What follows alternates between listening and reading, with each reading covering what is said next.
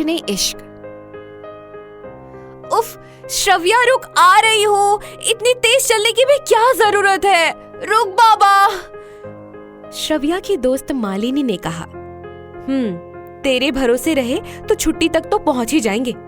श्रव्या ने अपने कदम तेजी से कॉलेज गेट की तरफ बढ़ाते हुए कहा। काली कुर्ती विथ वाइट जीन्स, करीने से बंधी एक चोटी जो उसके कमर को छू रही थी, पैरों में थोड़ी पुरानी फटी सी चप्पल पर उस पर फूल चिपकाकर बहुत अच्छी लग रही थी। गोरे रंग पर काली कुर्ती ऐसे खिल रही थी जैसे सुहागन पर सिंदूर खिलता है। यार, आज तो पहला दिन कुछ नहीं होगा। मालिनी ने हाफते हुए उसके कदमों से कदम मिलाने की कोशिश की। You know what, my innocent sweetheart? First impression is last impression. समझी? श्रव्या ने मालिनी के गालों को खींचते हुए कहा और अपनी लंबी चोटी को हौले से अपनी कमर के पीछे कर दी। समझ गई। मुझे तो नए नए बॉयफ्रेंड बनाने हैं, अमीर अमीर, जिनसे मैं अपने सारे शौक पूरे कर सकूं। मालिनी की बात सुनकर श्रव्या ने उसका हाथ जोर से पकड़ा और खींचती हुई कॉलेज में दाखिल हुई। हाय रब्बा, मैं मर जाऊं, कितना बड़ा कॉलेज है। सिर्फ कॉलेज ही बड़ा है, यहाँ के लोगों का दिल बिल्कुल काला है। श्रव्या ने सामने खड़े रैगिंग कर रहे सीनियर्स को देखकर कहा। उफ, ये तो आम बात है आजकल।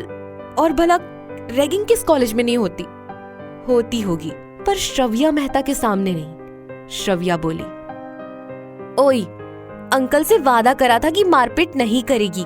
कसम दी थी ना अंकल ने, भूल मत छोकरी। उसी कसम की बदौलत आज ये सीनियर्स यहाँ सही सलामत खड़े हैं, नहीं तो अब तक हॉस्पिटल के आईसीयू बेड पर होते।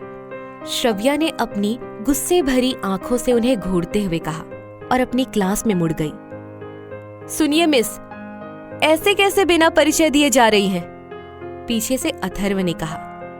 ब्लैक हुडी, डेनिम की जैकेट, घुटनों से फटी जीन्स, स्मोकी आईज, कमाल की सुडोल बॉडी। क्यों, आप आधार कार्ड बनवाने वाले हैं जो मैं आपको अपना परिचय दूं?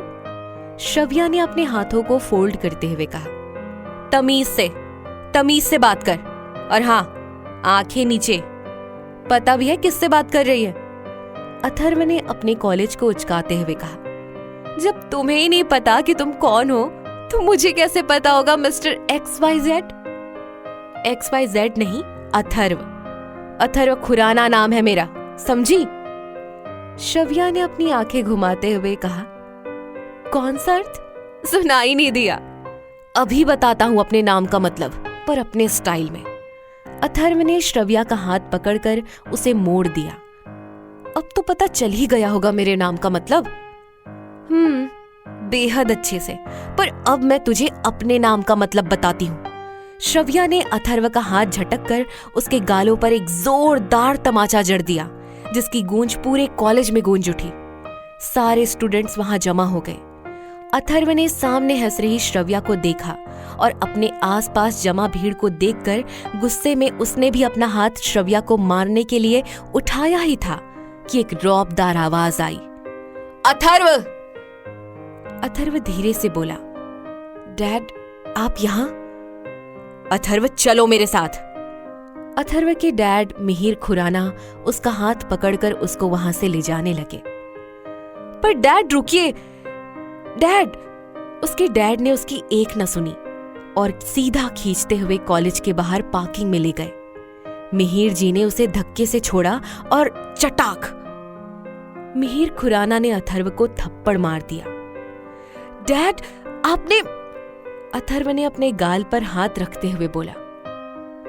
अगर ज्यादा ही जवानी चढ़ रही है तो ये सब काम करने के लिए मैंने गुंडे पाल रखे हैं। खुद कुछ करके मेरी इज्जत मिट्टी में मिलाने की कोशिश मत कर, समझा?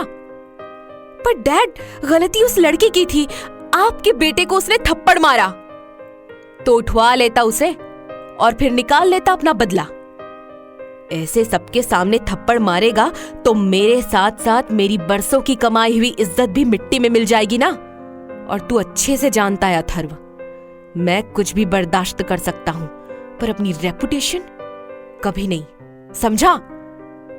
मिहिर जी ने अथर्व के कंधों को दबाते हुए कहा। जी डैड, अब से ऐसा कुछ नहीं होगा। अगर सबक सिखाना ही है तो पैसों से सिखाओ। जवानी के खून के उबाल में आकर उल्लू बनने से कोई फायदा नहीं। उस लड़की ने थप्पड़ तेरे गाल पर मारा है, तू उसकी इज्जत पर मार। मिहिर जी ने बेशर्मी से अथर्व की आंखों में देखते हुए कहा। समझ गया डैड, अब उसे ऐसा सबक सिखाऊंगा कि वो मरने के बाद भी अथर्व खुराना का नाम नहीं भूलेगी। Good, I am proud of you my son. ऐसा सबक सिखाना कि तुम्हारा नाम लेने से भी कतराए। थप्पड़ मारने की सजा कुछ इस कदर दूंगा कि मौत भी उसे नहीं अपनाएगी। शाबाश बेटा, चल अब चल घर पर, तेरा बड़ा भाई देव तेरा इंतजार कर रहा होगा। ठीक है डैड, अथर्व ने अपनी मुट्ठी भींचते हुए कहा। बेमन से वो खून का घूंट पी गया, क्योंकि आज पहली बार उसके डैड ने उस पर हाथ उठाया था। इधर कॉलेज में मालिनी ने श्रव्या के कंधे पर हाथ रखते हुए कहा, ओए तूने गलत किया उसे मारकर। मैंने सुना है कि वो यहाँ के सबसे बड़े बिल्डर का बेटा है। बिल्डर का बेटा हो या फिर राष्ट्रपति का, गलती की सजा सबको बराबर मिलती है। मेरा हाथ मोड़ा था तो उसे सबक सिखाना लाजमी था। श्रव्या मुंह बनाते हुए बोली, यार वो बहुत गुस्से वाला है, अगर गुस्से में आकर कुछ ऐसा वैसा कर दिया तो। करने के लिए जिगर चाहिए जो उसके अंदर नहीं है। देखा नहीं कि कैसे उसका बापू उसे खींच कर ले गया और वो कुछ नहीं कर सका। कहीं ये तूफान से पहले की शांति ना हो, मालिनी ने धीरे से बोला। तू डर मत मालिनी, गरीबी की ठोकर खा खाकर इतना तो सीख ही लिया है कि दुनिया सिर्फ एक दिखावा है। यहाँ लोग कहते कुछ और है और करते कुछ और है। वो भी इन्हीं में से एक है। मालिनी गहरी सांस लेते हुए बोली, काश ऐसा ही हो, वो कुछ ना करे। चल अब नेक्स्ट क्लास के लिए लेट हो रहा है। श्रव्या ने मालिनी का हाथ पकड़ा और क्लास की तरफ चली गई। क्लास में तकरीबन 50 बच्चे बैठे थे जो बातें कर रहे थे। उनमें से 35 लड़कियां थीं और 15 लड़के जो उन्हें ही घूरने लगे। श्रव्या और मालिनी ने सबको इग्नोर किया और सेकंड बेंच पर जाकर बैठ गए। अरे भाई, ये तो वही पटाखा है जिसने अथर्व खुराना को थप्पड़ मारा था, एक लड़के ने तेज आवाज में अपने ग्रुप से कहा। हाँ भाई हाँ, आज तक उसके बाप ने भी उसके ऊपर कभी हाथ नहीं उठाया और पहली बार एक लड़की ने उसे सबके सामने थप्पड़ मार दिया, दूसरे लड़के ने कहा। अब तो अथर्व इसे इसकी औकात दिखाकर ही रहेगा, उनके बीच में आते हुए एक लड़की ने कहा, जो पहनावे से काफी मॉडर्न लग रही थी।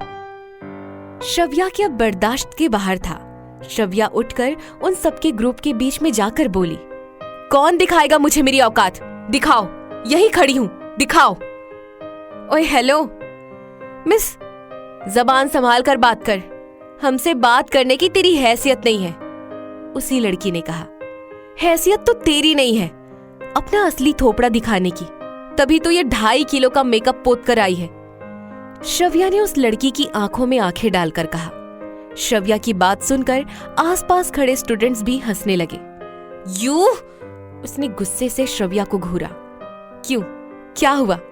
है हिम्मत तुम्हारे अंदर?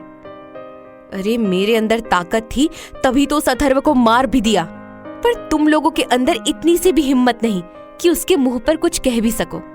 श्रव्या बोली, ये सब तुम इसलिए बक रही हो क्योंकि तुमने अभी तक अथर्व का गुस्सा नहीं देखा, सबसे पहले बोलने वाले लड़के ने कहा। ठीक है, तो अब मैं भी देखना चाहती हूँ कि ये अथर्व खुराना चीज क्या है, क्योंकि आज तक श्रव्या मेहता के गुस्से और जिंदा दिली के चर्चे थे। आज इस अथर्व के भी देख ही लेंगे। देखने से पहले बचोगी तब ना, उसी लड़की ने कहा।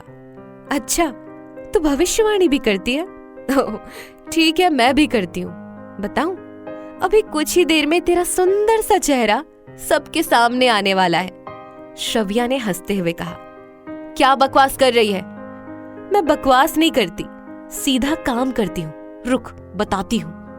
कहते हुए श्रव्या ने साइड वाली बेंच से पानी की बोतल उठाकर उस लड़की के ऊपर उड़ेल दी। उसका पूरा मेकअप पानी से धुल गया। आखिर अपना बदला लेने के लिए अथर्व क्या करेगा? श्रव्या का पहले दिन ही अपने सीनियर से पंगा लेना क्या रंग लाएगा? जानने के लिए सुनते रहिए टशने इश्क।